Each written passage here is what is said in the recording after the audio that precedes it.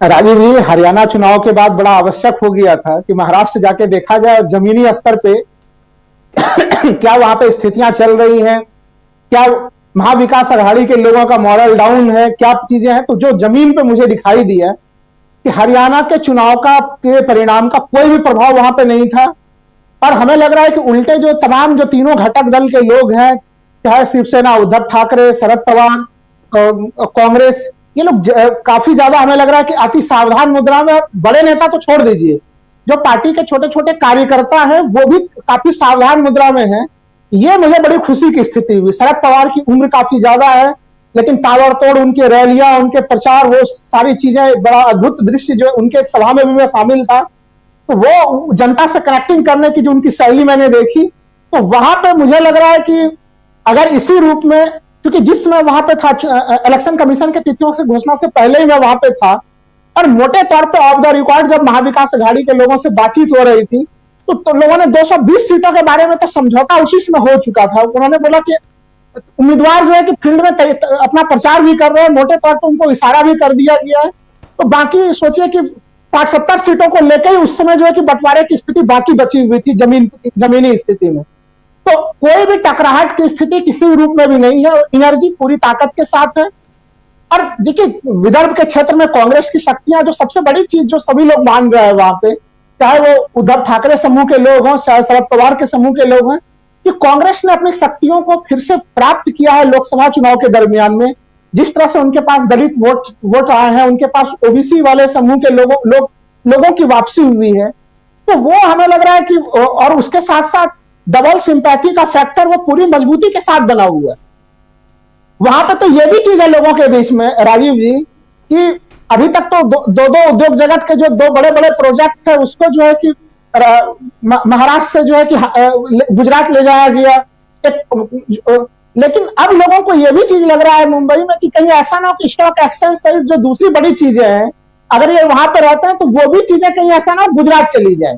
तो ये बहुत सारे मुद्दे हैं बीजेपी के साथ, बीजेपी के प्रति जो लोगों में नाराजगी की स्थिति है। किसान बहुत ज्यादा परेशान है,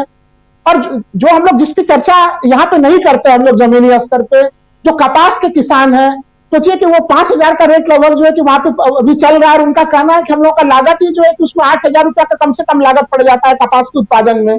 सोयाबीन किसानों की अपनी बड़ी जबरदस्त परेशानी है। नागपुर के जो संतरा के किसान हैं, वो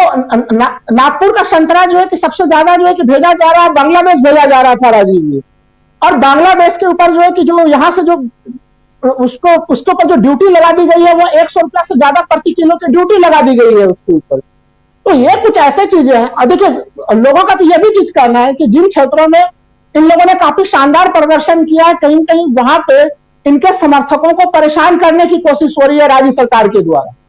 तो ये तमाम परिस्थितियां जो देख रहा हूं मैं, तो हरियाणा चुनाव का कोई प्रभाव नहीं था वहां पे। मैं लोगों से पूछ भी रहा था कि हरियाणा में तो काफी ज्यादा जीत के आसार दिखाई दे रहे थे, फिर यहाँ पे अभी भी आप लोग जीत के आसार क्यों मान के चल रहे हैं? उन्होंने कहा यहाँ पे नाराजगी बहुत जबरदस्त है, और भारतीय जनता पार्टी को एक आक्रामक के रूप में देखा जा रहा है कि वो यहाँ से संसाधनों को लूट लूट के वो गुजरात ले जा रहे हैं। तो बीजेपी इन सब सारे समस्याओं से कैसे निपटेगी? और उन्होंने जो, हम लोग एक लंबे समय से देखिए लोकसभा चुनाव के बारे में जो हम लोग चर्चा कर रहे थे राजीव जी, कि उद्धव ठाकरे को तोड़ना, उनका नाम या चुनाव चिन्ह को भी ले लेना, शरद पवार को कभी नाम और चुनाव चिन्ह ले लेना, तो वो चीजें जो लोकसभा चुनाव के दरमियान हम लोग चर्चा कर रहे थे, वो अभी भी विधानसभा चुनाव के समय में भी ये चीजें चर्चा के दरमियान में जारी है कि आखिर इसको कैसे बर्दाश्त किया जाएगा। और जो डायमंड का व्यवसाय है, वो जिस तरह से वहां से सीधे सीधे उसके तमाम सुविधाओं को, तमाम तरह की चीजों को सूरत ट्रांसफर किया जा रहा है, ये कुछ बड़े मुद्दे हैं। हालांकि जो लास्ट के समय में अगर हम लोग देखें कि एकनाथ शिंदे ने काफी ज्यादा जो है अलग अलग सोशल स्कीम्स भी जारी किए, तो उन सोशल स्कीम्स को लेकर जिसमें काफी संख्या में जो है कि मध्य प्रदेश के सोशल स्कीम्स की नकल भी की गई है, लेकिन वो चीजें भी कहीं कहीं बीजेपी के एंटी इनकम्बेंसी जो महायुति है, उसके एंटी इनकम्बेंसी फैक्टर को न्यूट्रलाइज नहीं कर पा रहा है राजीव जी। तो स्थिति, बीजेपी चाहे जितना भी प्रयास करे, लेकिन जो मुद्दे बने हुए हैं, आप सोचिए कि भारत में यहाँ पे महाराष्ट्र के संदर्भ में मैंने देखा कि केवल जो है कि वीटी कॉटन की खेती करने की अनुमति प्राप्त है, लेकिन अब सोयाबीन वाला जो है कि वो जो हमारे यहाँ पे किसान खेती कर रहे हैं, वो वीटी सोयाबीन की खेती नहीं कर सकते। लेकिन जो तेल आयात किया जा रहा है, भारत सरकार जो विदेशों से तेल आयात कर रही है, वो वीटी सोयाबीन वाली जो तेल आयात कर रही है, उसकी कीमतें बिल्कुल जनरल सोयाबीन तेलों की तुलना में आधी होती है। तो महाराष्ट्र के किसानों का यह कहना है कि आखिर हम विदेश से जो सस्ती तेलें आ रही है, उसके सामने में हम प्रतिस्पर्धा कैसे कर सकेंगे? या तो फिर हम किसानों को भी अनुमति दी जाए कि हम लोग वीटी सोयाबीन की खेती कर सके हम लोग। तो ये कुछ ऐसे जमीनी मुद्दे हैं जो वहां पे काफी ज्यादा लोगों के बीच में है, और बीजेपी के लिए किसी प्रकार से ये स्थितियां आसान नहीं बनी है कि लोकसभा चुनाव में जो उनका परिणाम काफी खराब था एनडीए खेमे का, वो अभी अचानक से काफी मजबूत हो जाएगा। तो वो हरियाणा वाला दृश्य मैंने बहुत खोजने का प्रयास किया कि कहीं पे वो दृश्य नजर आए। मैं उल्टे जो मुख्यमंत्री जी का जो गृह क्षेत्र है थाने भी पहुंचा था राजीव जी में, थाने में भी मुख्यमंत्री का व्यवहार को लेकर जो पहले उनकी सादगी की स्थिति रहती थी, उनके समर्थकों में भी उनको लेकर एक नाराजगी की स्थिति है। तो ये एक बड़ा रोचक सा स्थिति हमने देखा। मैं ये नहीं कह रहा कि थाने के चुनाव में इसका परिवर्तन होगा, लेकिन एकनाथ शिंदे को लेकर जो उनके अपने कट्टर समर्थक हैं, उसके भीतर भी कहीं कहीं कुछ नाराजगी के चिन्ह हमें दिखाई दिए वहां पे। तो अगर एकनाथ शिंदे के प्रति उनके कट्टर समर्थकों में ही नाराजगी है, तो फिर दूसरे लोग उसको कैसे न्यूट्रलाइज करेंगे इन सारी चीजों को? और एक चीज जिसकी हम लोग चर्चा कर रहे थे कि उत्तर प्रदेश जो अभी फेक इनकाउंटर्स को लेकर चर्चा में है सीधे सीधे, तो वही महाराष्ट्र में इन्होंने जो नया मॉडल बनाया है,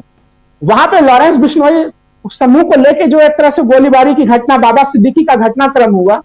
तो क्या उसके आधार पर कोई ध्रुवीकरण की कुछ कोशिशें नजर आ रही है वहां पे? तो देखिए, महाराष्ट्र हम लोग को जरूर एक राज्य के रूप में दिखाई दे रहा है, लेकिन जितने बड़े समूह में वो बटा हुआ राज्य है, वो 5-5 बड़े बड़े हिस्से हैं उसके बटे हुए, तो वहां पे ध्रुवीकरण की इस प्रकार की कोशिशों का कोई जमीनी स्तर पे प्रभाव पड़ता हुआ नहीं दिख रहा। उल्टे सामान्य लोगों के बीच में यह धारणा बन चुकी है कि लोग लॉरेंस बिश्नोई को सीधे सीधे भारतीय जनता पार्टी के साथ, सत्तारूढ़ पार्टी के साथ जोड़ के देख रहे हैं उसको। जो बातें अभी हम लोग रख रहे थे कि किस तरह से अमेरिका में उनको लेकर क्या चर्चा हो रही है, कनाडा में क्या चर्चा हो रही है, तो वो सारे चीजें उस समय भी, अब तो वाशिंगटन पोस्ट ने आज रिपोर्ट किया, अमित शाह को लेकर भी रिपोर्टिंग कर डाली है कि कनाडा की आपत्तियां अमित शाह तक भी है। तो वो सारी चीजें गांव के स्तर पे, निचले स्तर पे फैली हुई है वो चीजें। तो इससे हमें लग रहा है कि वो जो घटना घटी है बाबा सिद्दीकी की, वो कहीं कहीं महायुति को और नुकसान पहुंचाने वाला ही चीज है। मैंने जमीन पे यह चीज पाया कि कहीं कहीं महाविकास अघाड़ी के बीच में एकता की स्थितियां ज्यादा है, और जो बीजेपी के लोग हैं ऑफ द रिकॉर्ड वो कह रहे हैं कि अजित पवार को भी जिताने की जिम्मेदारी हम ही लोगों की है, एकनाथ शिंदे को भी जिताने की जिम्मेदारी हम ही लोगों की है। तो हम लोग महायुति जरूर हम लोग कहला रहे हैं, लेकिन सबको जीत जो दिलवाना है वो सारी जिम्मेदारी भारतीय जनता पार्टी की, उनकी अपनी कोई विशेष ताकत नहीं है। और अजित पवार के संदर्भ में तो वो लोकसभा के चुनाव में हम लोग को दिख भी गया है। आप सोचिए कि शरद पवार से वो अलग होते हैं तो उनका कोई विशेष, उनका नाम पहचान बसता नहीं है। और भारतीय जनता पार्टी और एकनाथ शिंदे के बीच में जो तमाम स्थितियां चल रही है, तो बीजेपी एक तरह से परेशान है कि वो कैसे काउंटर करे महाविकास अघाड़ी का। तो इसलिए हम लोगों ने देखा कि आज जो पंचकुला में एक झूठा मूठा भव्य आयोजन करके एक अलग प्रकार का संकेत देने का प्रयास किया गया कि भाई जो एनडीए के सभी घटक दल हैं बड़े मजबूत हैं, बड़े मजबूती के साथ खड़े हैं वो। तो ये जो एक संकेत देने का आज यहाँ पे प्रयास हो रहा था, वो भारतीय जनता पार्टी की बेचैनी है राजीव जी। कल की भी तस्वीरें हम लोगों ने देखी, जम्मू कश्मीर की तस्वीरें, वो एक स्वाभाविक दृश्य लग रहा था। लेकिन आज के जो दृश्य पंचकुला के नजर आए, वो दृश्य ऐसा लग रहा है कि जबरन हम संदेश देने का प्रयास करते हैं। और राजनीति में जब जबरन संदेश देने के प्रयास होते हैं, तो फिर उस जबरन को जनता जो है वो पॉजिटिव वे में नहीं लेती है, उसको राजीव जी जनता निगेटिव वे में लेती है। तो इसलिए महाराष्ट्र का मामला मुझे लग रहा है कि लोकसभा चुनाव में जो स्थितियां देखी है, ऐसा अगर ये लोग कांग्रेस और तीनों जो समूह है ये लोग बिल्कुल मिल के लड़े, तो वहां पर क्लीन स्वीप की स्थिति बनने की तरफ अग्रसर हो रही है। क्योंकि बड़ी एनर्जी है वहां पे लोगों में, लोग बड़े मुखर भी हैं। हम लोग जा रहे हैं तो लोग काफी मुखरता के साथ अपनी बातों को रख रहे हैं। और जो पार्टी के लोग हैं, निचले स्तर के भी जो लोग हैं, वो बड़े सुपर एक्टिव नजर आ रहे हैं राजीव जी। जी बिल्कुल बिल्कुल। ये चुनाव किस दिशा में जाएगा आने वाला वक्त बताएगा, लेकिन उससे पहले क्या तैयारियां चल रही हैं और